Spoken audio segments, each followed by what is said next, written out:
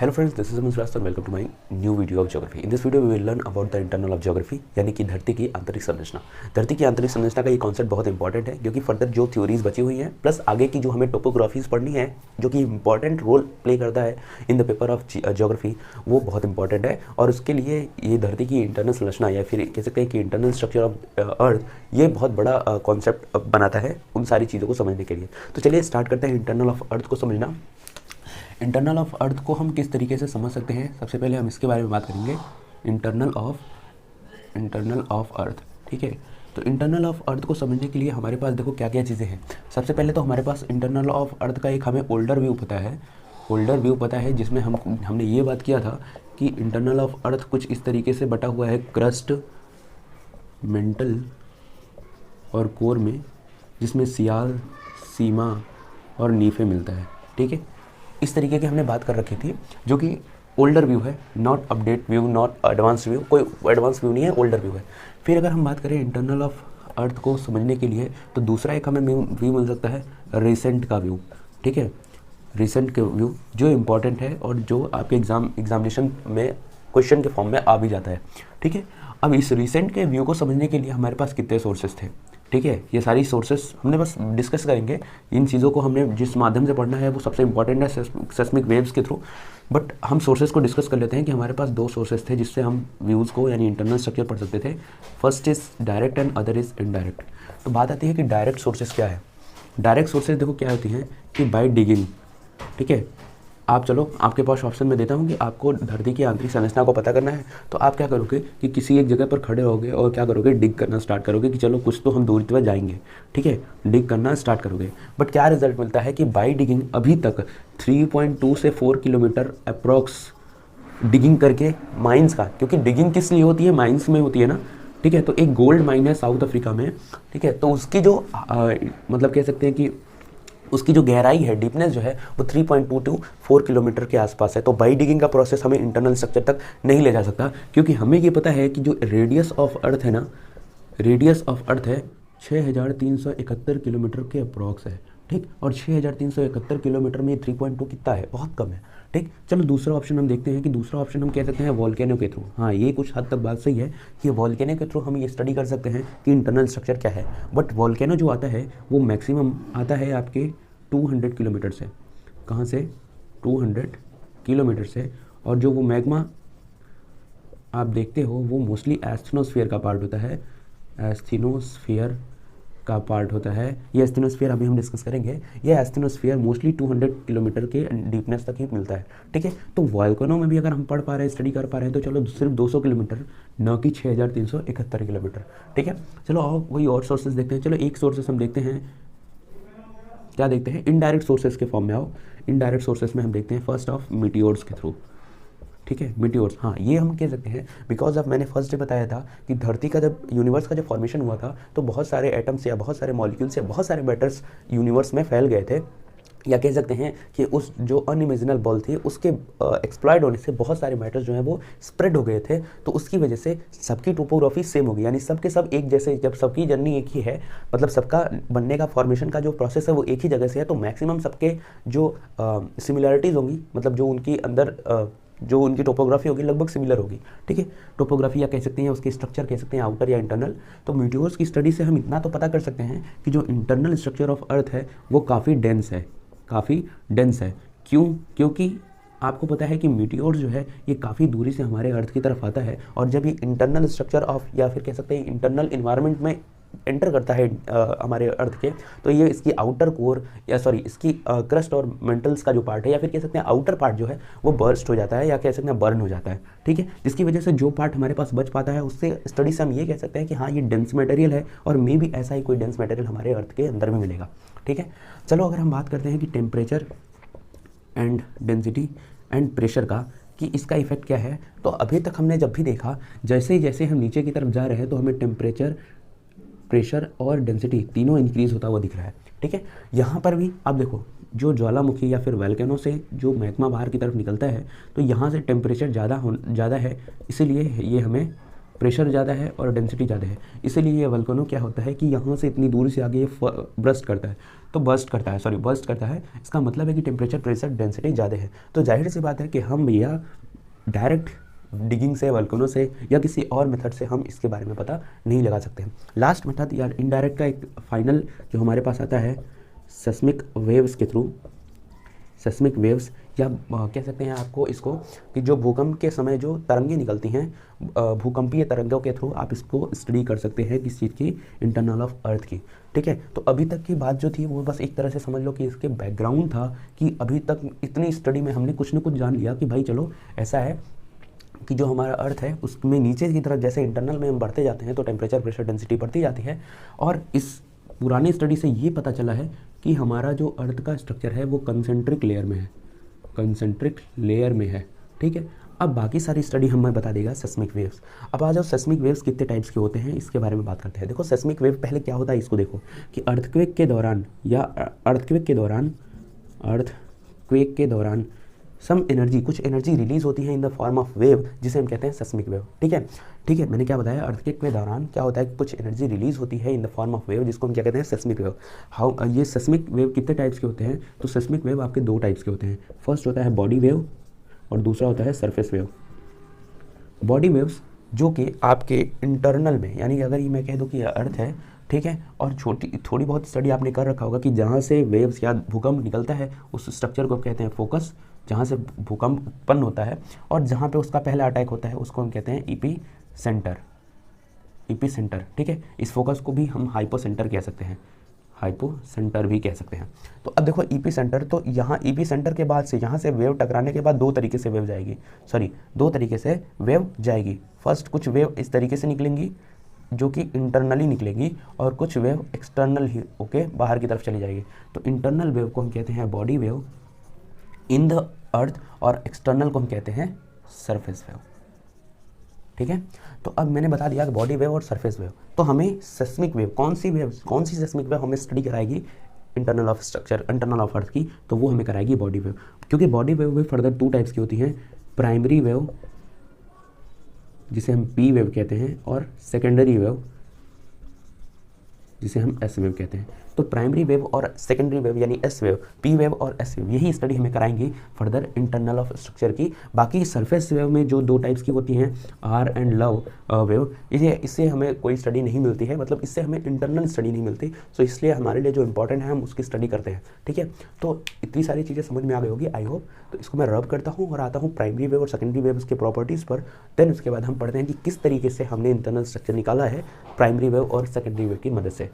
ठीक है दोस्तों, तो जैसा कि मैंने बताया सेस्मिक वेव्स क्या होते हैं। सेस्मिक वेव्स क्या होते हैं कि during the shaking of the earth release some energy in the form of waves. उन वेव्स को हम क्या कहते हैं, seismic wave. These are two types, body waves and surface waves, जैसा कि मैंने बता रखा है। और ये बॉडी वेव, सरफेस वेव को अब हमने पढ़ना है। तो मैंने बताया सेस्मिक वेव, SEISMIC। ठीक है, सेस्मिक वेव्स को हमने पढ़ना है, और इसमें मैंने बताया कि बॉडी वेव और सरफेस वेव। ठीक है, तो बॉडी वेव में हमने फर्दर बात की पी और एस की। पी मतलब प्राइमरी और सरफेस मतलब सेकेंडरी। ठीक है, तो हम यहाँ बात करेंगे प्राइमरी वेव्स की और सेकेंडरी वेव्स की। ठीक, और उसके कैरेक्टर को उधर समझने की कोशिश करेंगे। प्राइमरी वेव जो होता है, ये वेव होता है जो फर्स्ट रिकॉर्डेड वेव होता है सेस्मोग्राफ के थ्रू। फर्स्ट रिकॉर्डेड वेव होता है जो सेस्मोग्राफ पर क्या होता है, रिकॉर्ड होता है। ठीक है, यानी इसकी इंटेंसिटी कौन नापता है, सेस्मोग्राफ। ठीक, फिर ये फर्स्ट रिकॉर्डेड वेव होता है और ये सिमिलर होता है साउंड वेव के जैसा है, साउंड वेव के सिमिलर होता है। तो जाहिर सी बात है कि it can be travel in 3 mediums also, that is solid, liquid और गैस। ये तीनों मीडियम में ट्रेवल कर सकता है। फिर इसकी जो फर्स्ट रिकॉर्डेड वेव होता है, प्राइमरी वेव होता है, सरफेस साउंड वेव होता है, इसकी स्पीड कैसी होती है, इसकी स्पीड होती है फास्टेस्ट, बट एक चीज़ होता है नॉट इंटेंसिव। बट स्पीड कैसी होती है इसकी, फास्टेस्ट होती है, यानी ग्रेटेस्ट स्पीड होती है इसकी। ठीक है, इसका प्रॉपर्टी एक और है कि ये करता है कंप्रेशन एंड रियर फ्रैक्शन। ठीक है, यानी स्ट्रेच एंड स्क्वीज। ठीक, कंप्रेशन एंड रियर फ्रैक्शन करता है। ठीक है, फास्टेस्ट है इसकी स्पीड। तो जाहिर सी बात है कि ये डेंसिटी, हाई डेंसिटी में भी ये ट्रैवल कर सकता है, ठीक है। बट इसकी स्पीड जो है या इस वेव की प्रॉपर्टी यही है, या दोनों वेव्स की प्रॉपर्टी यही है कि ड्यूरिंग अलग अलग डेंसिटी से ये अलग अलग हिसाब से चलते हैं। तो जाहिर सी बात है कि अगर मुझे पी वेव्स को कुछ दिखाना हो तो हमने पी वेव्स को कुछ इस तरीके से दिखा सकते हैं कि ये है stretched form of P wave और ये जो है compressed form of P wave है, ठीक है, कंप्रेस और ये रिफ्रैक्ट्स। जैसे दैट मीन्स हम ये कह सकते हैं कि स्ट्रेच हुआ है इधर, फिर स्क्वीज़ हुआ है, फिर स्ट्रेच हुआ है, फिर स्क्वीज़ हुआ है।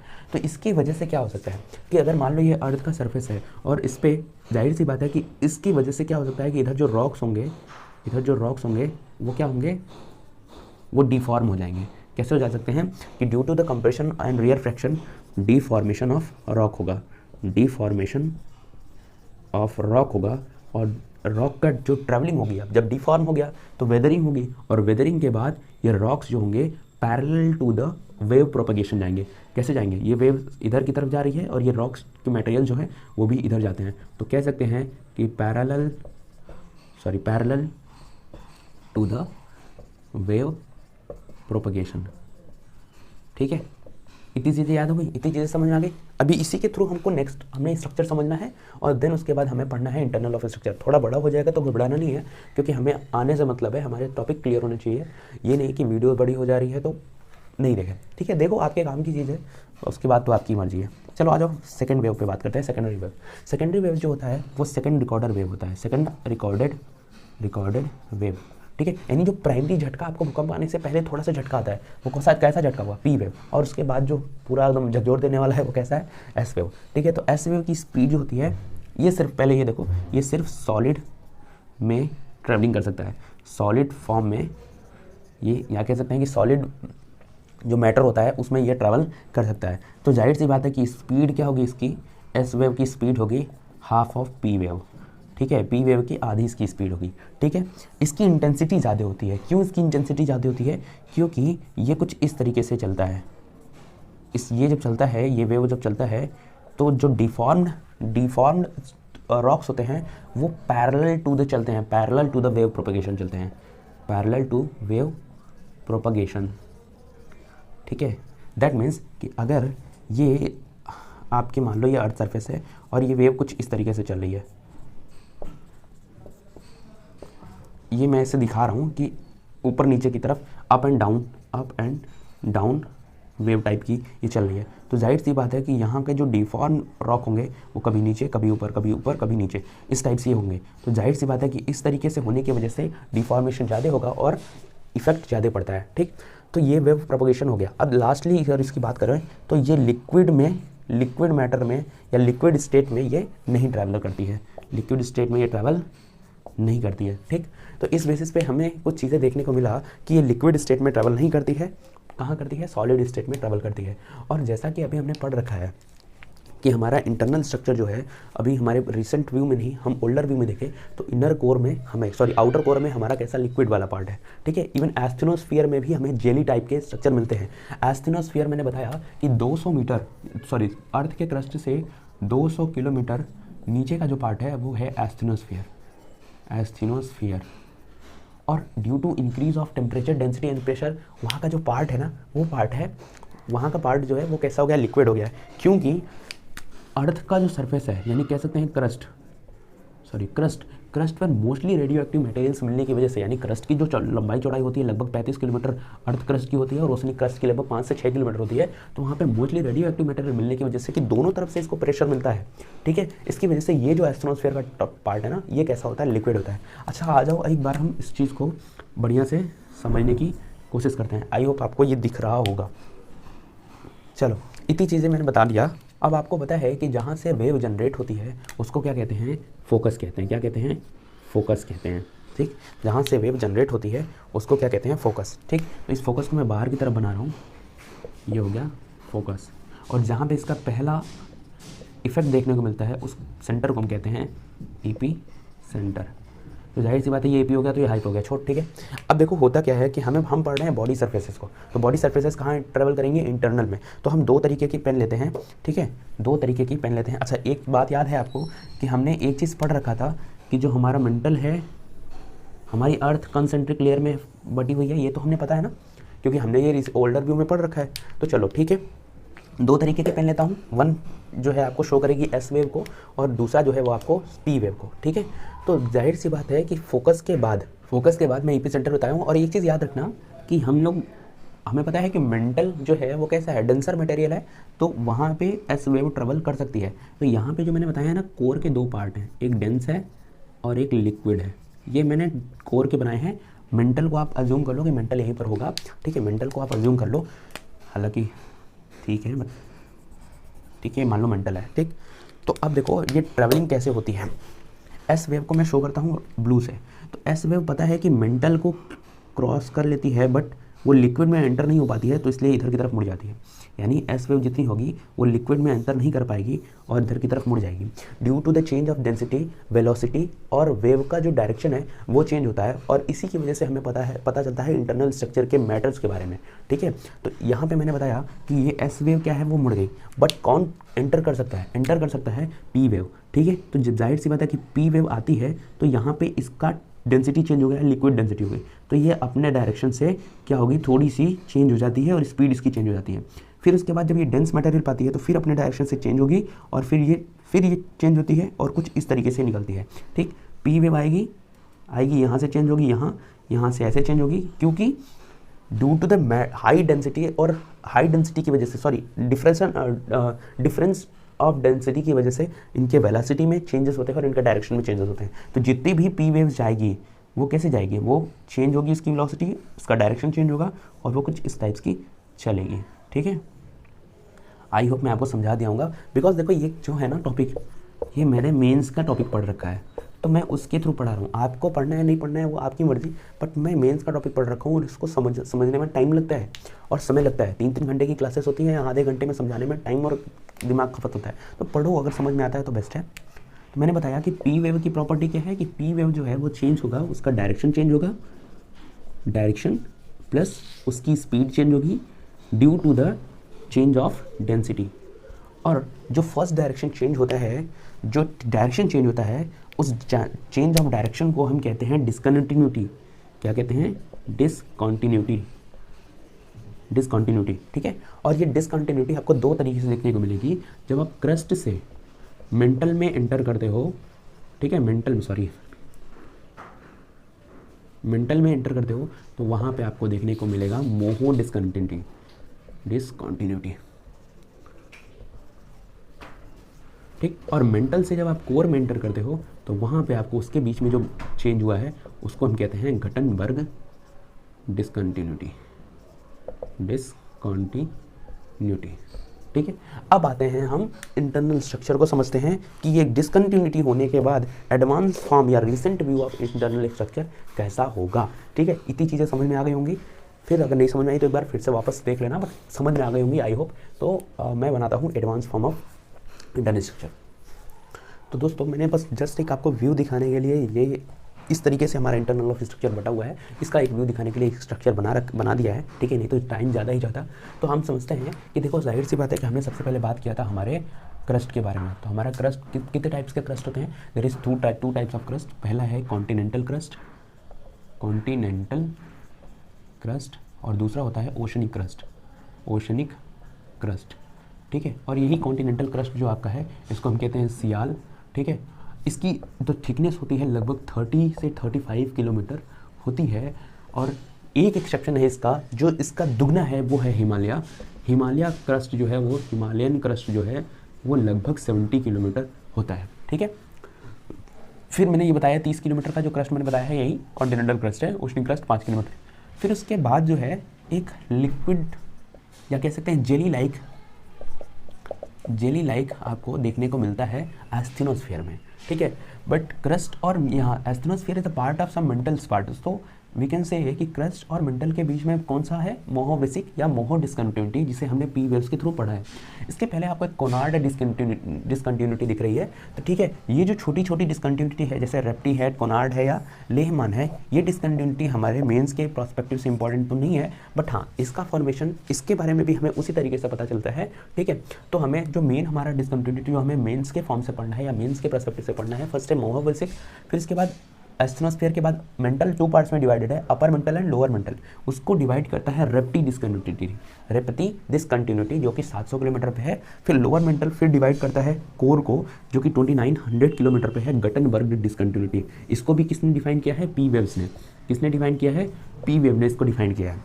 और उसके बाद आता है लेमन, और उसके बाद इनर कोर। आप यहाँ देख रहे हो कि लिक्विड कोर जो है वो कैसा है, सॉरी आउटर कोर जो है वो लिक्विड है। तो इसमें जो मिनरल्स है ना, लिक्विड मिनरल्स जो है ना आउटर कोर में, इसके वजह से धरती का जो रोटेशन होता है, अर्थ का जो रोटेशन होता है, ठीक है, अर्थ का जो रोटेशन होता है उसकी वजह से मैग्नेटिक प्रॉपर्टी अर्थ की बनी रहती है, ठीक है। तो आउटर कोर में जो लिक्विड मिनरल है उनकी वजह से जो हमारे मैग्नेटिक प्रॉपर्टी है अर्थ की, वो क्या होती है? बनी रहती है।